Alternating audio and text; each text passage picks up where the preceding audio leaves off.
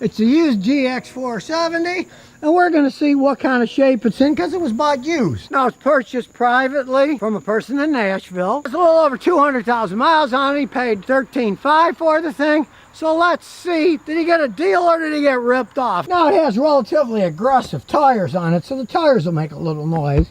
That we're not really worried about. And as we can see here, it's what we want. It was made in Japan. There's the leather seats. A little wear, nothing outrageous. As you check the undercarriage, you can see it's a lot of complex systems, but they're pretty well built. But let's face it, 200,000 miles is 200,000 miles. So let's start it up because it's got an actual key, not that push button crap. And let's put the brake on, start her up. Starts right up. As we look under the hood, we see it's got that massive V8 engine, hidden under a beauty cover, of course. Now, it sounds totally normal, not particularly loud or anything. Just realize one thing. This has a V8 engine. As you can see under here, it's got a timing belt. All right, somebody's ready to change it. Now, that's the one main maintenance headache on these. It is a V8 engine, but it's an interference engine. The rubber belt breaks, valves hit the pistons, goodbye engine. They'll break the engine. So, on these, religiously, you should change the belt about every 100,000 miles. So if you're buying a used one, you want records of that. If they don't have any records and you're going to buy it, tell them you don't have any records, the timing belt change. I'm going to have to change it. Price it out. At today's prices, it'll go anywhere from $1,000 to $2,000. Having a guy change it correctly with all the parts that need to be changed. So keep that in mind. It's good bargaining chip. If it's running as good as this, but they have no proof, you knock that off the price of the car. Because they're going to have to prove that it was changed. Don't do some, oh yeah, we had it changed. No, you need a receipt from an actual mechanic with a phone number so you can call them up and see if they actually did the work. But you can say it's not shaking, it's running perfectly fine. Just keep that in mind. Now, it's a somewhat older one, being an 06, but it's still got a lot of creature comforts. Not the steering wheel a modern one has. It's relatively limited in what it can do. The information is relatively limited compared to new ones for sure. But it's still got a decent backup camera. It's dark today, it's raining, and you can see what's going on behind you. Not particularly large, but it still works, of course, because it's a Lexus. It's got some complex stuff. You can do height control, you can do comfort, sport, vehicle speed control on or off. And of course it's a Lexus, so these systems still work. Check it out. If you look at the bumper on the matrix next to it, we're going to do the lowering, and you can see the vehicle is getting slightly lower. You can see the bumper sticking up more on the matrix. That's the one big advantage of Lexus. They do have a lot of technology, but it tends to last and still work perfectly fine. But there's so much technology on these things. You gotta have a guy like me check it out with the fancy scan tool before you buy. We'll plug our smart link in, turn on the think tool. We'll do intelligent diagnosis. There's a vent scan, it knows what it is. So we'll do diagnosis. We want to do a smart scan to do everything. While we're waiting, realize a lot of people are looking for a big SUV that lasts. Generally, these things do last. But I'll give you a warning, as they get as old as this with 207,000 miles on it, some knocky things aren't going to work. I predict that probably the ABS system, some of these systems will have codes and stuff. They often will when they're this old, although the guy isn't complaining about any drivability whatsoever. Main engine and everything, that's all green. That's all green, that's all green, that's all green, which is good. But we do have codes for the ABS. Haha, what a prediction. The airbag and the air suspension. So here's the codes for the ABS. Battery low, control module, lost communication, blah, blah, blah, blah, blah. I see that all the time. I've told you a million times about this stuff. It's got 207,000 miles. Who knows what work's been done? If a battery gets weak, it can trip those codes, and people don't understand. With the regular scan tool, you can't reset it. So here's what we're going to do. We're going to clear these DTCs. So we'll push clear DC. Now we got to turn the engine so it's off, but the key's on, it's not running. And now it's going to clear them. And as you can see now, it's all green. So we're going to road test it. We'll see if anything happens then. We'll look at the engine and ECT, and we're going to get some live data here that I can analyze to see what shape this 207,000 mile Lexus is in. And you can see right down here, it may be older, but there's 208 points of data. Well, it's color coded. We're looking for blue, but I'm going to look at the data too. 13.52 volts at the body module, that's fine. All kinds of data here. The air fuel ratio is pretty good. Bank 1 sensor 1 is 1.00 is perfect, goes between 1.00 and 0.99. And the second sensor is doing the same thing, 1.00 to 0.99. Almost perfection, a vehicle with 207,000 miles. And as we can see, the cylinder misfire counts, 1 and 2 are 0, 3, 4, 5, 6, 7, and 8 is 0. They're all 0. You can even see it had a trouble code at 131,000 miles ago where it was cleared. That's a trouble code. The data that comes for the stupid airbag system and all that other stuff, that's not going to be included under DTC. That was never reset to 0. That's why I reset those codes. The long-term fuel trim on bank 1, sensor 1, it's subtracting, and on bank 2, it's subtracting 2.34%, which shows they're not running perfectly evenly, but on any other car, that's not bad with 200,000 something miles. But on a Lexus, that's not good enough. I would say put some good fuel injector cleaner in it, like that ATS stuff I've been talking about for a long time, and clean them out because it's subtracting fuel. It's running a little bit rich. The droplets probably aren't spraying right because the injectors are probably a little dirty. I'd put some cleaner in for that. And see, there's no misfires. It's running quite well, but it's just a little off, running a little rich. Subtracting fuel. Everything else, as you see, is blue. Decent data. So let's take it for a rainy spin. Now, of course, it's a big, tall vehicle. This is what people want. You feel really secure even in the rain. Of course, being a big, tall vehicle with a big V8 engine in, realize these are gas hogs. There's no way getting out. It's this big. It's as heavy. These things are gas hogs. Most of my customers never even know they're gas mods because they say, I'm afraid of checking it. I just know I fill it up all the time if I drive a lot. The best you'll ever get with this thing empty, not pulling anything, is about 14 miles a gallon if you're driving in town. And if you're lucky, you might get 17 on the highway, maybe. It just all depends on a lot of stuff. Now, you take this car, it's got very aggressive tires, so it's probably going to get bad. He doesn't know. He doesn't check it because, like I say, most people that own these, they're too worried it's so low it's going to scare them, make them depressed, so they just fill it up when they need to. And if you listen closely as I'm driving, you can hear the tires. They're loud tires. They're aggressive. Hear that?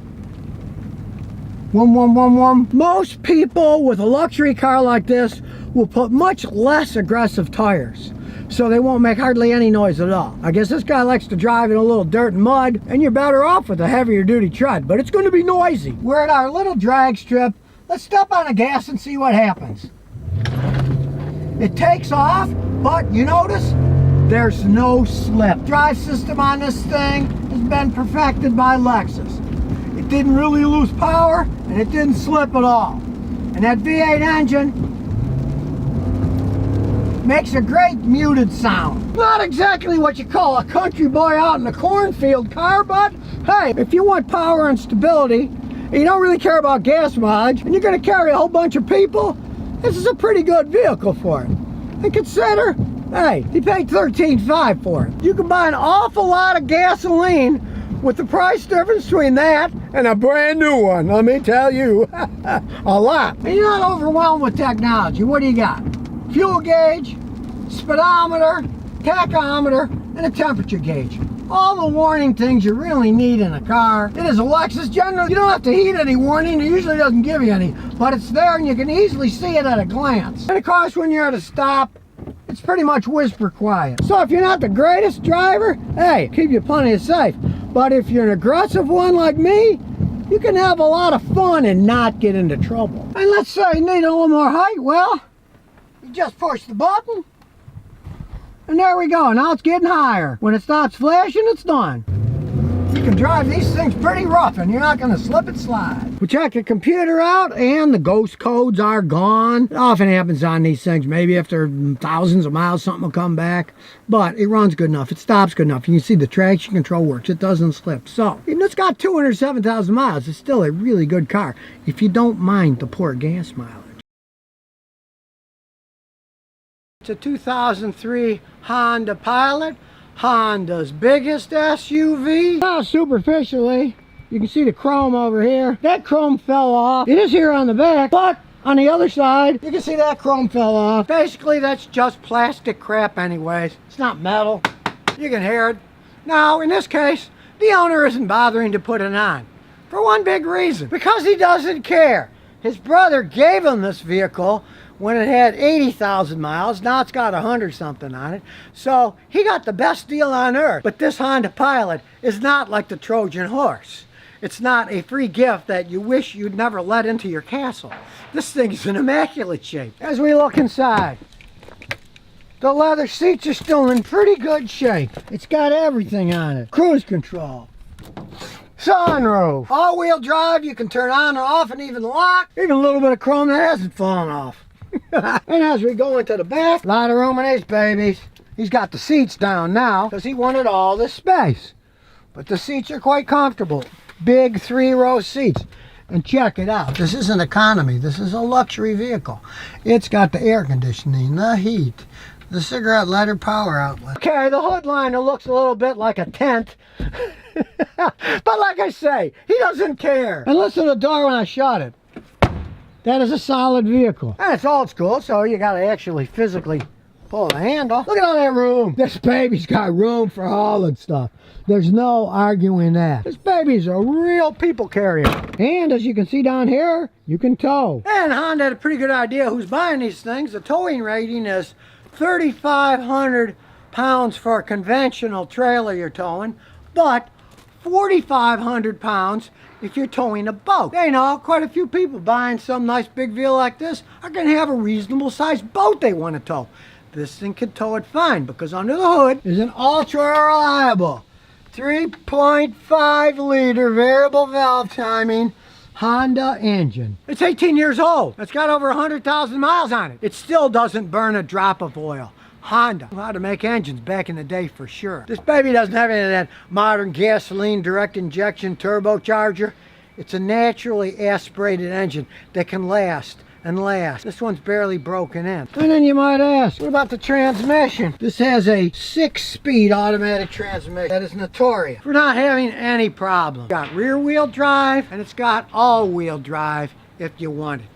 You can push buttons to use it when you want and just use 2-wheel drive when you don't. Because this is a big, heavy vehicle, if you use it in just the 2-wheel drive mode, you're lucky to get about 17 in town, and the max you're ever going to get is 22 on the highway. That's why the all-wheel drive system that you can turn on and off is better. You would lose a couple miles per gallon if you had an all-wheel drive system that was on all the time from the extra friction and the extra energy it takes to drive it all. It's a big, heavy vehicle, yes, and it's reasonably quick, but it's a gas hog like all giant 3-row vehicles are, really. At least the ones that are going to last like this and like the Toyota Sequoia. They're made to last. Listen to Scotty. Don't go out and buy one of those big ones. It's got a little bitty 4-cylinder engine with the turbo and GDI. Yeah, it can have 300-something horsepower, but it's not going to last over time pulling all that weight with a little bitty engine that has a turbo and GDI injection. This V6 puts out 240 horsepower. And yeah, it's no race car in a big vehicle like this, but it certainly gets down the road, especially once you're ready moving on a highway. You got to pass people. It's got plenty of passing power. I'll show you with a little ride. And like any Honda, you get in, turn the key,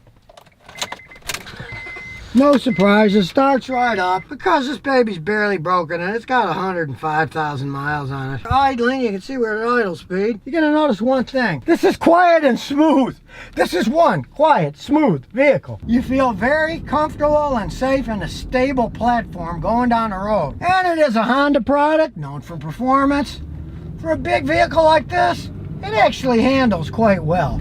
They've done a lot of tricks to the suspension on this thing to make it ride well. Now we got an open road. Let's see how it takes off. We got it in drive and we'll floor it.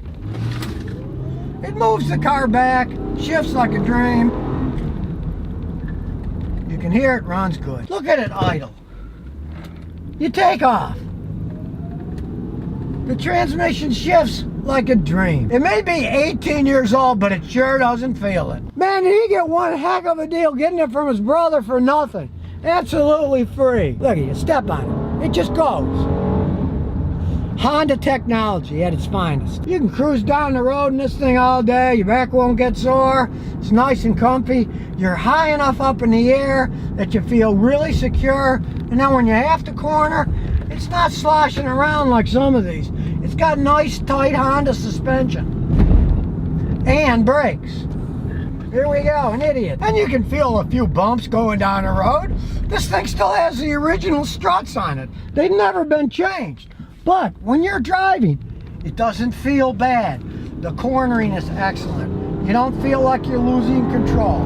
Works great at higher speeds. It is one solid built, large, 3-row SUV. It's a Honda, so the AC still blows, cold as can be. I'm sure the fan's a little loud. It could do with a new motor, but hey, freezing cold AC in a vehicle the guy got for nothing that can run forever, just like the chrome plastic pieces that fell off, he doesn't care, he's living with the noise. Now odds are you're not gonna get a vehicle like this for nothing like my customer did. It's 18 years old. Get one with a low price, in good shape as this one is, you're getting one heck of a deal. I've seen these things with 300,000 miles on them, and they're still going pretty good. This baby's only got a little bit over 100,000 miles. He got it for nothing when it had 80,000 miles on it. And you know what he's put into it? Nothing except for oil changes. That's a Honda for you. This is an 07 Toyota Sequoia. Got the big V8 engine. Now it's only rear wheel drive. There's no front wheel drive on it. You don't need that with all this weight. Got plenty of traction. And as you can see inside, a lot of room in the front. Yeah, the leather seat's worn and torn a little. It's gonna happen when I get to be this old. And we open the back door. And what do we find? The baby seat. There's plenty of room. Got the nice leather seats, and then more seating. And we're not talking about tiny. Look, there's leg room here. This thing has a lot of space. As we open the back, we'll get an even better view. We got a nice cargo space here. Then we got the 3rd row seats. Now, of course, if you take the 3rd row seats out, then you got even more room. And if you move those forward, you got even more room. Kind of like a truck, really. Got the original Toyota hitch on it for towing. And as we can see on the top, got a big old luggage rack. Now when it was new, this baby was about $36,000. Now my customer recently purchased it. He's gonna export it to Africa. He paid about $5 grand for it. Pretty good price for a solid vehicle like this. But when we go inside, we'll check the mileage. It does have 184,000 miles on it. Now I have seen them with 500,000 miles on them, so they can last a long time. Well, see how this baby starts up. Turn key. Starts right up. Now back in the day it didn't come with much, so somebody stuck a Pioneer stereo in it, but it's still got freezing cold air conditioning in it. Nice cool air. Big old sunroof. And check this out. It's even got an entertainment system on it. This was a top of the line vehicle when it was new. And being a Toyota, everything pretty much still works. It's older, so it's still got a pretty much utilitarian steering wheel. It's just got the cruise control, nothing else. And just a plain old interior. But I mean, look at the space. Look at the design. This baby has a lot of space. And look at the leg room. And as we check here, look at this. It's got rear AC and heat controls too. This is a luxurious SUV. But it is 13 years old, so let's look at the data, okay? We got no trouble codes here, so let's look at the raw data, where they can't hide anything from you, at least for me. Here we go, live data. This is where the rubber meets the road. I can see what shape this vehicle actually is. I'm scrolling through, and so far everything looks pretty good, but we're gonna get pretty deep here. Short-term fuel trim. Each bank is pretty close to each other. They're just a little bit off. Something with this much mileage that's only subtracting a tiny amount of fuel like that and pretty much evenly to both cylinders is in excellent shape. From my experience with these, if somebody wanted to perform a full fuel injector cleaning service where I put my pressurized machine on, it would probably make the short-term fuel stop having to subtract stuff, because it would be spraying less fuel in. They all drip a little bit as they get a little bit aged. Now we look at the target air fuel ratio, 0.996. Now 1.0 is perfect, so it's pretty close to perfect for an old vehicle like this. And check out the variable valve timing. If you remember the Genesis I did a short time ago, they both were supposed to be 0, 0, and then when you look at what they were way off. It's still 0. It's doing exactly what it's supposed to do.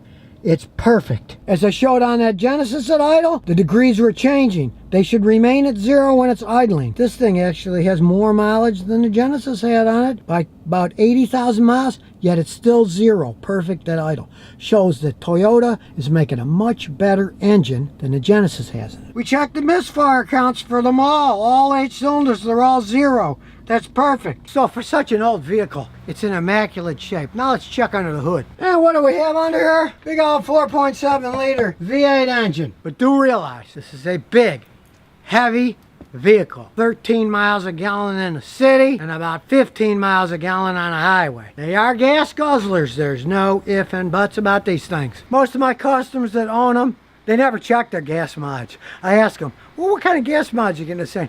It's got to be so bad, we don't even want to know. We just fill it up with gas all the time. Now, being a Toyota, hey, they don't break down that often, but one big disadvantage of this V8 engine is they hide the starter way under there.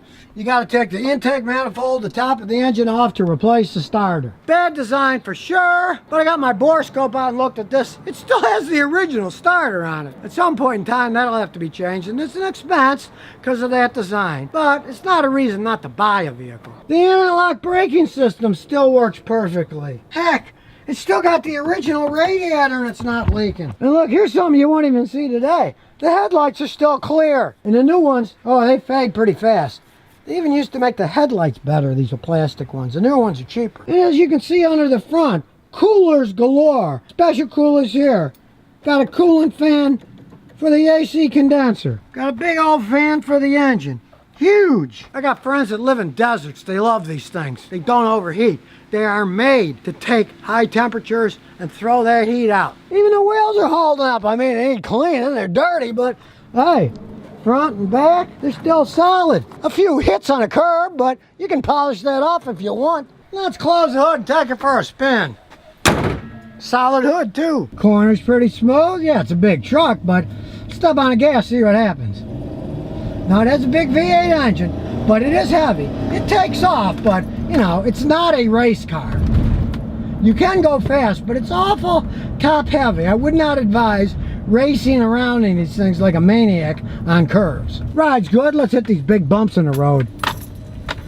See, I mean, it handles them pretty well. It is a truck after all. I mean, it's not going to ride like a Lexus, but it handles the bumps quite well, even with all this mileage on it. And look at this. 184,000 miles, still idles. No shaking. This is a quality giant SUV. There's no arguing that. Hello! It's got cavernous room here. So now you know the truth about Toyota Sequoias. And if you're looking for a big 3-row seating SUV, hey, it might be what you're looking for, if you don't mind expensive gas bills. So if you never want to miss another one of my new car repair videos, remember to ring that bell.